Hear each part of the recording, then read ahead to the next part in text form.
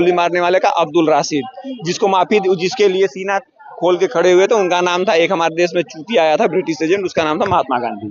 लोगों को सजा क्यों नहीं हुई, वो लोग क्यों नहीं। गुजरात में देखिए, सीधी बात है, इंक्वायरी की बात कर रहे हो ना, 2 कमीशन बने हैं, दोनों न्यायिक कमीशन थे। उस दूसरे में जो दूसरे कमीशन ने रिपोर्ट दी थी वो क्या थी? एक मैं बता देता हूँ, दूसरे कमीशन की जो रिपोर्ट थी, संजीव भट्ट का ये जवाब दोगे कि एक संजीव भट्ट जो है उसको जिस केस में फंसाया गया, क्या उस केस के अंदर किसी पुलिस वाले को आज तक सजा हुई है? खाली क्यों संजीव भट्ट को टारगेट किया गया? जिसने 1/3 मुस्लिम थे, ये बोल रहे हैं 10% थे। तो मैं अब इस अगर फैक्ट में गलत है तो फिर मैं क्या बहस करूंगा? आप जब इस तरह के बोलेंगे जी पेपर दिखाने। देश में इस वक्त 2 मुद्दे जो हैं वो बहुत ही गरमाए हुए हैं। वो है एक तो वक्फ बोर्ड वाला मामला, जिसको हालांकि संसद में पेश नहीं किया, बात नहीं हुई, लेकिन जो है तमाम मुस्लिम समुदाय के लोग जंतर मंतर पर पहुंचने हैं, इकट्ठा होते हैं और पूरा जो माहौल है वो शाहीन बाग की ओर एक तरह से दिखा दिया है कि ये पिक्चर है। सत्ता में बैठी सरकार को दिखाने की पूरी कोशिश करी है कि हम ये बिल जो है पास नहीं होने वाले देंगे, और दूसरी तरफ जो है छावा मूवी आती है। अबू आजमी के एक बयान से कंट्रोवर्सी जो है लगातार जो है वो बढ़ती हुई नजर आ रही है। जो नागपुर में जिस तरीके के हालात हुए कल, उसे आम जनता कैसे देखते हैं, दोनों मुद्दों पे बात करेंगे। सबसे पहला मुद्दा, औरंगजेब कंट्रोवर्सी कैसे देखते हो? बोला जा रहा है औरंगजेब की कब्र को तोड़ दिया जाना चाहिए। भी औरंगजेब की कब्र को तोड़ दिया जाना चाहिए तो मतलब ऐसे तो बहुत सी चीजें बनी हुई हैं जो मुगलों के नाम पर है। या दिल्ली में मदरसा बना हुआ है सफदरजंग का, जो आप देखा होगा, लोधी गार्डन है, उसमें इब्राहिम लोधी की कब्र है। ऐसी बहुत सी चीजें हैं। तो उस हिसाब से देखिए, नाम बदलने की जो दंगे होते हैं जिसमें गरीब मारी होती है, मतलब उस तरह की क्रूरता आपको नजर नहीं आती? जो दंगे हुए हैं उसके पीछे कौन जिम्मेदार है? आप देखिए, होते तो नेता जिम्मेदार हैं, लेकिन वो जिम्मेदारी लेते नहीं है। सीधी बात है। और इल्जाम फिर पब्लिक पे लगाते हैं। नेता जिम्मेदार है। कैसे नेता जिम्मेदार है भाई? कैसे नेता जिम्मेदार है? नहीं, जिम्मेदारी हो कैसे? मोपला कांड हुआ था तो कौन सा नेता जिम्मेदार था भाई? उसमें तो श्रद्धानंद, अरे सर नहीं पता, लेकिन मैं रुक जाइए ना, मैं बता देता हूँ, अभी पूरी बता देता हूँ, 10-20 उदाहरण दूंगा, एक थोड़ी दूंगा। मोपला कांड हुआ था, धर्म के नाम पे हुआ था। श्रद्धानंद सरस्वती लोगों की घर वापसी करा रहे थे, उनको गोली मार दी गई। उनको बचाने वाले हमारे देश के महान लीडर थे, नाम था गोली मारने वाले का अब्दुल राशिद, जिसके लिए सीना खोल के खड़े हुए थे, उनका नाम था, एक हमारे देश में चूतिया आया था ब्रिटिश एजेंट, उसका नाम था महात्मा गांधी। ठीक है, आगे चलिए। 1946 डायरेक्ट एक्शन में किसी को सजा नहीं हुई। 1967 भागलपुर दंगा, 76 संभल दंगा, 90 कश्मीर, 84 84 में 3600 लोगों को की जान गई थी, जो एस्टिमेटेड आंकड़ा है। एक आदमी, रुक जाइए, एक आदमी को सजा हुई, उसका नाम है सज्जन कुमार। 90 में संभल दंगे के जितने आरोपी थे सबको वाइप आउट कर दी गया, उनके खिलाफ कोई सुनवाई नहीं। भैया, इस देश में मैंने 25 दंगे गिना दिए, और 25 दंगों में कितने लोगों को सजा हुई ये सबके सामने है। इस देश में दो घटनाएं हुई थी जिसको रिटेलिएशन बोला जाता है। एक थी 2002 गोधरा कांड, और दूसरा था गुजरात दंगा। मतलब हुआ था ना? रुकिए, जवाब दीजिएगा, सुन लीजिए। गुजरात दंगे में जो रेप के आरोपी थे, या जिस भी हिसाब से गए, उनको जेल हुई, उनको छोड़ा गया। बिल्किस बानो वाले केस में बहुत सजा हुई, बड़ा विरोध किया गया कि भैया आरोपियों को ये किया गया, वो किया गया। भैया, उस दंगे में कितने मुसलमानों को सजा हुई थी ट्रेन जलाने में? नाम बता दीजिए एक आप। और मजे की बात सुनिए, जिन लोगों ने आरोप लगाया था आज वो खुद ही जेल में है, और वो उनको जेल में सुप्रीम कोर्ट से हुई है। सरकार किसकी थी? कांग्रेस की। ये भी नहीं आरोप लगा सकते कि मेरी सरकार थी और मैंने जेल में भेजा है। ठीक है, बताइए। अच्छा, ये जो संजीव भट्ट है, ये जेल में है, ये क्या साबित करना चाहते हैं? दूसरी बात है, आपके 2 कमीशन बने थे, ठीक है। एक कमीशन में जब दोनों स्टेट गवर्नमेंट में भी बीजेपी थी, सेंट्रल गवर्नमेंट में बीजेपी थी, उसने जो रिपोर्ट दी, उसके बाद जो दूसरा कमीशन बना उसने जो रिपोर्ट दी, दोनों में फर्क है। तीसरी चीज है ये कहना कि गुजरात का दंगा, एक मिनट मैं आपको प्लीज, अब मेरे को भी सुन लो ना।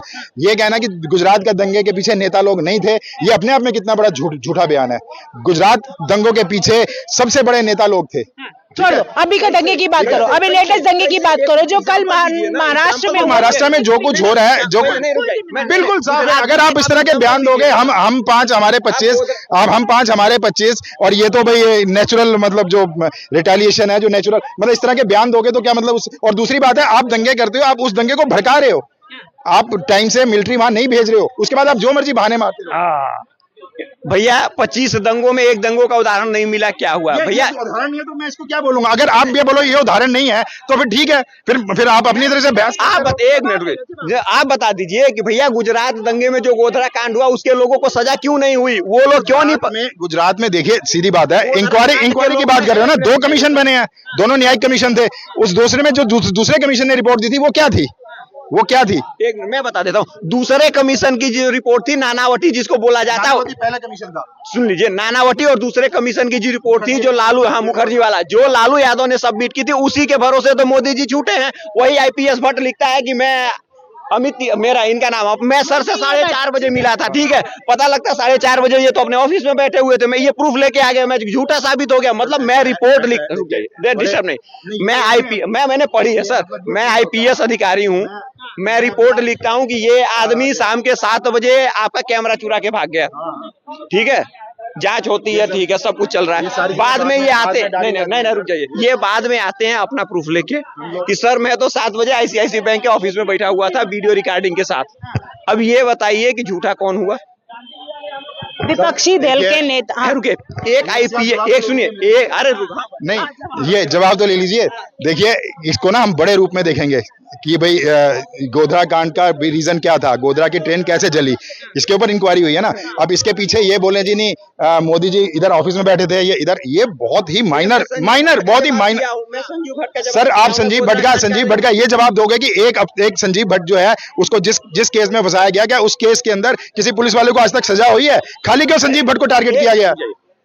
जिसने एफआईआर लिखी थी, जिम्मेदारी किसकी होती है? किसकी जिम्मेदारी होती है?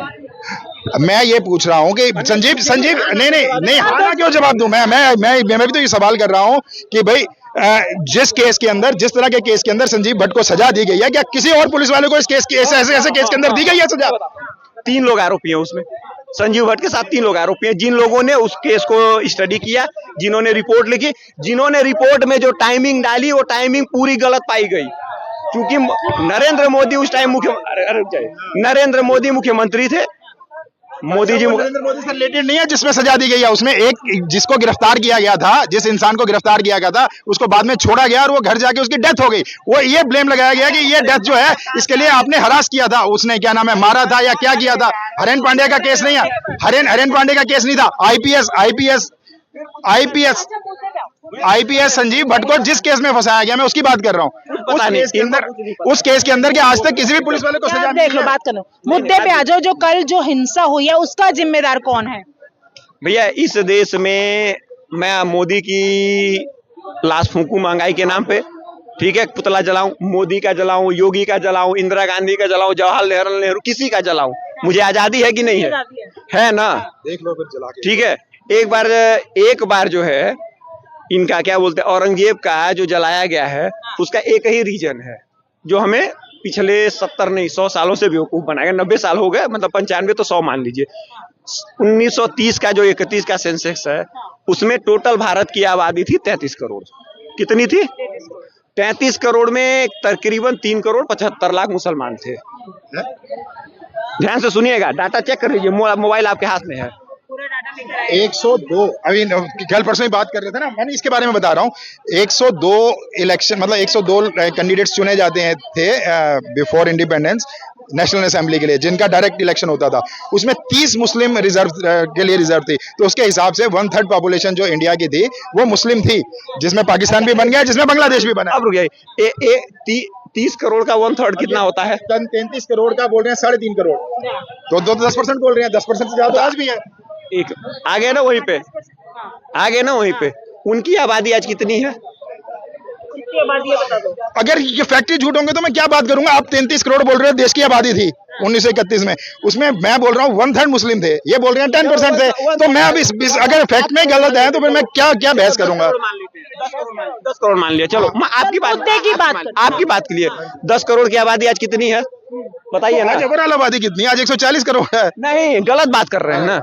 आज ओवरऑल आबादी जो है मुसलमानों की भारत पाकिस्तान बांग्लादेश मिला के 80 करोड़ है। नहीं, बांग्लादेश की आबादी करीब 14 से 15 करोड़ है और पाकिस्तान की आबादी करीब 25 करोड़ है, 25 या 26 करोड़ है। मतलब अप्रॉक्स मैं बता रहा हूँ ना, तो दोनों की आबादी मिला के करीब 40 से 42 करोड़ या 45 करोड़ है। भारत में कितनी है? मुद्दा यही है, आपका 1 करोड़ का फ्लैट आपकी 25 लाख की गाड़ी और आपका 1.5 लाख का फोन, ठीक है, ये धरा का धरा रह गया, कोई काम नहीं आया।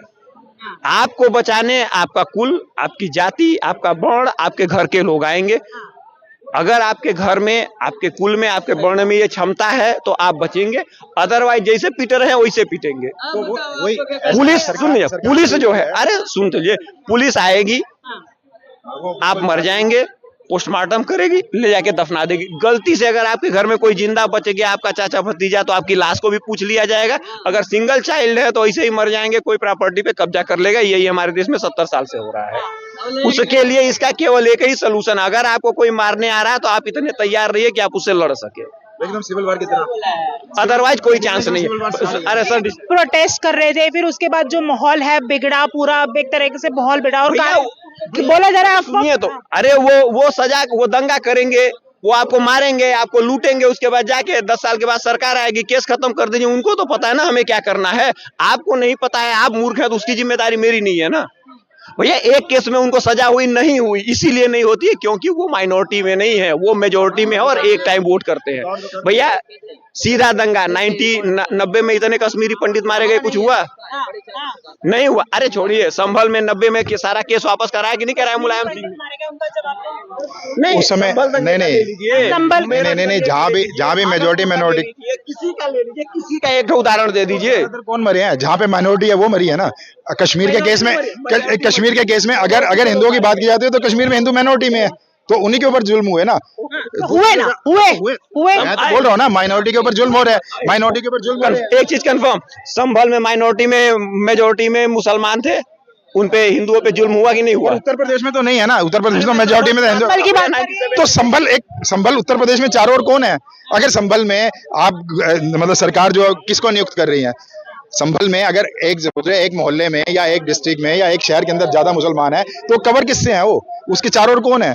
आप माइनॉरिटी में मेजोरिटी की बात कीजिए ना, पूरा वो स्टेट मैटर करता है। अब पाकिस्तान में जो माइनॉरिटी में हिंदू है वो परेशान है, क्यों परेशान है? क्योंकि माइनॉरिटी में है।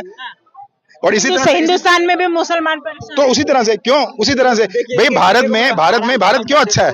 भारत क्यों अच्छा है भाई? इसीलिए कि यहाँ पर टॉलरेंस है, यहाँ पे जो धर्म के नाम पे टॉलरेंस है लोगों में। अगर उस टॉलरेंस को खत्म किया जाएगा तो देश का क्या हाल होगा? खत्म हो रहा है, बिल्कुल खत्म हो रहा है। हमारा हाल पाकिस्तान की तरह होगा, जैसे पाकिस्तान का रुपया बढ़ गया। देखिए प्रॉब्लम ये है ना कि आप मारे जाएं, ठीक है, जो मैंने कहा, जो हकीकत है, ना आपकी कोई सरकार सुनने वाली है, ना आपका कोई भाई बंदा सुनने वाला है। ऐसी, अरे भैया ऐसी स्थिति की बात को तो मैंने करी है। ऐसी स्थिति इसीलिए है कि माइनॉरिटी आपके ऊपर जुल्म करेगी, वो माइनॉरिटी, इसलिए उसको सजा नहीं होगी। विपक्ष जो है लगातार बोल रहा है, सवाल सुनो, विपक्ष जो है लगातार वो ये बोल रहा है कि जो क्या नाम है, भड़काने का काम भारतीय जनता पार्टी कर रही है, जान करके भड़काऊ बयान दे रही है, जो असल मुद्दे हैं उस पर बात नहीं हो रही है। असल मुद्दा क्या है? ठीक है, आप असल मुद्दा बता दीजिए। मेरी बात सुन लीजिए। हाँ, अभी बात हुई थी कि ये आरएसएस के नहीं है, तो ये जो बातें कर रहे हैं वो बिल्कुल आरएसएस के ही फेवर में जा रही हैं। रियलिटी ये है कि किसी भी देश के अंदर माइनॉरिटी है तो उस माइनॉरिटी को थोड़ा सेफ, मतलब इस तरीके से महसूस करवाना चाहिए कि वो भी इस देश का हिस्सा है। हाँ, ठीक है, वो इस देश का हिस्सा। ये नहीं, इस तरह से नहीं होता है कि भाई बाहर किया रह रहे हैं आराम से बाहर। आप जब इस तरह के बोलेंगे जी पेपर दिखाने पड़ेंगे, आपकी वक्फ बोर्ड के ऊपर कानून बना रहे हैं जिसमें आपकी वो जमीन खींच सकते हैं, तो फिर वो मतलब वो कानून संशोधन ला रहे, बंद थोड़ा कर रहे हैं सब। जब संशोधन आएगा तब पता लगेगा। लेकिन आज के टाइम में लोग किस तरह से बहस कर रहे हैं, मुद्दा क्या बना हुआ है? कोई विकास का मुद्दा तो नहीं है, ये तो बेकार की बातें, मतलब औरंगजेब को लेके, वक्फ बोर्ड को लेके बेकार की बातें हो रही है। बेकार की बात है भाई। सुनिए भाई साहब ने अच्छा बता दिया ना, कश्मीर में वो माइनॉरिटी में था, हिंदू, पीट गया, कोई दिक्कत नहीं। पाकिस्तान में है, पिटेगा, बांग्लादेश में है, पिटेगा। अब उनकी बात के बावजूद भी अगर आपके दर्शक के चैनल के लोगों को ये बात समझ में ना आए कि आप माइनॉरिटी में रहोगे तो पिटोगे, तो इसकी जिम्मेदारी किसकी है? मैं बार बार ये बात कर रहा हूं कि आपको बचाने आपका भाई, आपका चाचा, आपका बेटा, यही आने वाला, और तीसरा कोई नहीं आने वाला है। तो भैया जब आप सिंगल चाइल्ड पॉलिसी पे 3 जनरेशन से पल रहे हो तो जिम्मेदारी किसकी? लेकिन औरंगजेब का एक बड़ा मुद्दा बनाया जा रहा है, क्या है ये, मतलब कैसे देखते हैं? कुछ नहीं बनाया जा रहा है, सोशल मीडिया का दौर है, इस तरीके का नियम है। वक्फ बोर्ड कौन लोग जानते थे? किसी को पता था? नहीं पता था, और अब जो है तमाम हाईलाइट हो रहा है। भैया अब एक मजे की बात यह है कि मुझे तो लगता है कि कुछ दिन में इस देश के लोग बोल देंगे कि भैया सूर्य तुम घूम क्यों रहे हो, तुम जजिया क्यों नहीं देते? ये इस देश में हिंदू है, इनके ऊपर जजिया लगाओ। चलिए, तो ये तार हम आपको दिखाने की कोशिश कर रहे हैं। औरंगजेब का जो मामला है वो लगातार तूल पकड़ता हुआ जा रहा है। जिस तरीके के हालात जो महाराष्ट्र में हो रहे हैं वैसे हालात पूरे देश में दिखते हुए नजर आ रहे हैं। आप लोगों की क्या राय है हमें कमेंट करके बताएगा। फिलहाल के लिए इस वीडियो में इतना ही। जय हिंद, जय भारत।